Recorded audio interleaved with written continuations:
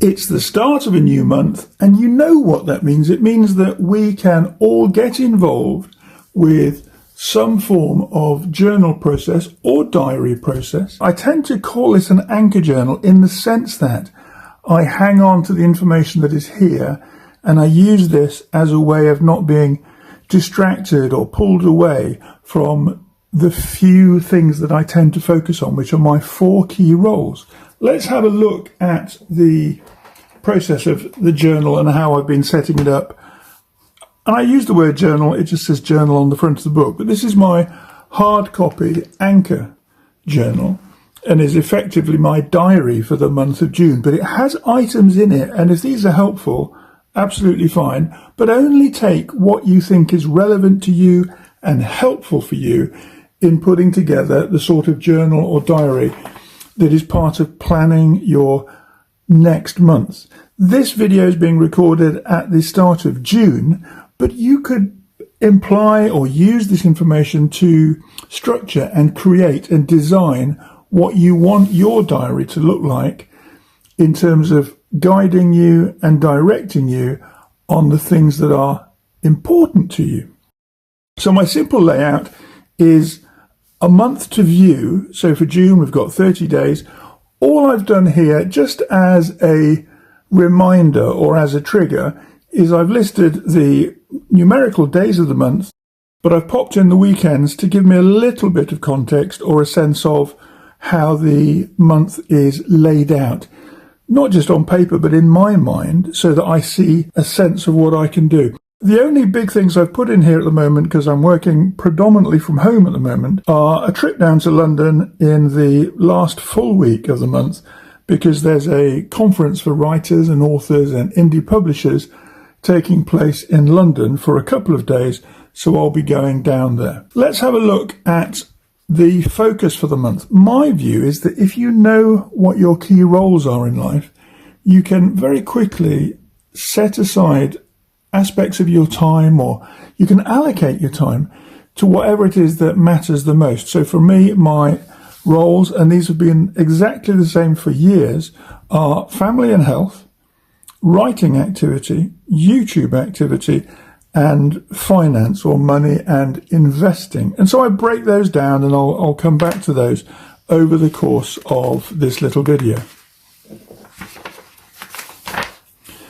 I've got a spare page for notes. I often have 1 or 2 pages for notes according to whether really my month begins on a Saturday, because I always have Saturday and Sunday, often Friday, Saturday and Sunday on the starting of a new month on the right hand page, so that I've got that spare space set aside. So I'm simply laying out my diary, and you can see here I've got a meeting on Monday, and I've committed so far to putting 1 article every Monday on my LinkedIn page, and also a video on my LinkedIn page. The articles that I'm showing here, these come from my contribution to Medium, and the videos are simply a sharing of a YouTube video, not always in the sequence that I actually record them and publish them on YouTube, but a video that I think, okay, I'd like to share that one this week. And that gains a little bit of attraction. It's a bit more social proof. And because I'm repurposing my content from Medium or from YouTube, I'm getting twice the value from the original creation. At the weekend, I'm out with friends to a local heritage village, basically at Saltaire, just on the outskirts of Bradford. And then on Sunday, you can see that I've marked it with YT for YouTube, just to remind me to upload one of a series of ASMR videos. And what that means is they're audio or sensory videos. I just have a static camera set up somewhere and I will record. These could be videos that I've recorded by the beach or at a harbour side, just watching boats bobbing up and down for 20 minutes or perhaps a couple of hours, like I uploaded last week, of an incoming spring tide starting to lap against and then beat against a seawall at Bridlington. I've also got some from parks in Mexico, but I'm just going to upload those, 1 every Sunday morning in advance over the course of the month, knowing that I've got plenty of content. I think I've got a dozen videos, and I know that I will be recording more. I showed you earlier, for example, that this week I'm in London for 4 nights. What I will do while I'm in London is record some more static tripod videos, perhaps in somewhere busy and fun like Covent Garden or Trafalgar Square or on the embankment of the River Thames, because I can easily record and upload those videos, and I know that I enjoy having a background sound to when I'm writing, and I know that a lot of people have enjoyed and are enjoying the videos that I upload that I simply called writing places. These are not about the craft of writing, they're just good background auditory videos. I will often play a marketplace video or a street scene video in the background if I'm working at home. I don't see the screen, I put it to one side, or I turn the screen away from me, and I'll work on my iPad or my MacBook, and the background sound of people just gives me a nice sense of being somewhere busy. I can keep busy, and it gives me a point of focus. Let's go back to the beginning of the month. I still use an A5 journal for catching up with my notes a lot of the time, but this isn't my anchor journal. This is where I will jot ideas down. Whereas this larger format book is US letter size, which is slightly different from A4 here in Europe, but it's a great place for me to put intentions, goals, and then on a regular basis to track the things that happen. If I look at a previous, this is going back to, when would this have been? Let's have a look which month I put this in. I think it was April. Yes, this was April. So I used a tracking page in April to look at physical activity, so bike rides, walking and swimming. I managed to swim on 6 occasions, walked most of the time at the beginning of the month, and then several days of bike activity. Reading activity, I want to track that because I find that the more regularly I am reading, the easier it is for me to write, whether that's working on a manuscript or whether I'm creating an article or a story for Medium every few days. That's quite helpful. Again, I set up my April with some good activity. I had, 14 articles over the course of the month. I also tracked rent on the house in Yorkshire and some other sources of revenue. So coming back to June, I've created a simple tracking page, and I've put it at the end of the month before I click into the July diary. And this is what I set up today, the day before the start of the month. I've created some simple columns. This one for health. So again, that will be, if we look at this, bike rides, walks around the neighbourhood, and a far more sensible approach to eating food and cutting down on my alcohol intake. I've given myself 2 columns here. One is writing B, the other is writing M. The B relates to writing on book manuscripts that I want to finish or which I'm working on and they are brand new. M is writing articles for Medium. Last month in May, I managed to put 6 articles in my column for creating content for Medium. This month, it's a big goal, but this month I want to double that to at least 15, which would mean me putting in 1 marker every 2 days for creating an article. You might have a different form of craft or creative endeavor. So this could be to do with anything that passes through your workshop, your artist studio, your work process, but you give it a name for your tracking of the creativity that is part of your productive life. Another column for me here is reading. My 3rd book for the month of May has been this one, which I started 10 days ago. It's called Uprooted. It's by Nina Lyon, On the Trail of the Green Man.